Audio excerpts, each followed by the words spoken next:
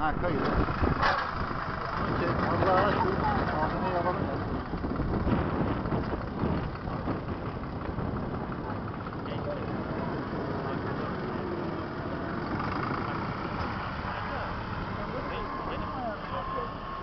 Diğer kanatlar Bunu aşağısı bile yeter dedik de o yukarı doğru devam ediyor. Yaptın abi. Yaptın ya olmuşlar bunu diyor.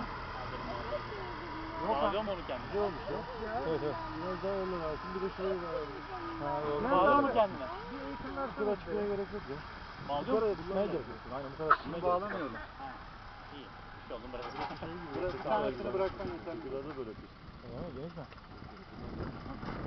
Şurada bak. Şurada düştüğümüzde belki 20-30 tane falan çalışmadı diyorum. Abi canım çok geniş. Şuraya bak şuraya şöyle. Bak. O gelir oraya. Ne oldu benim ben Bak şu ağacın dibine bırak. arkama zıplayayım artık. Frenleri eldivenine alıveremedim. Frenler eline tuttu. Frenlemeyince de kaldırmadı beni. Olan o oldu, başka bir şey olmadı. Elime olduğu kadar bastım ama yok olmadı yani. Freni elime arkaya alıveremedim. Her zaman senin ağzından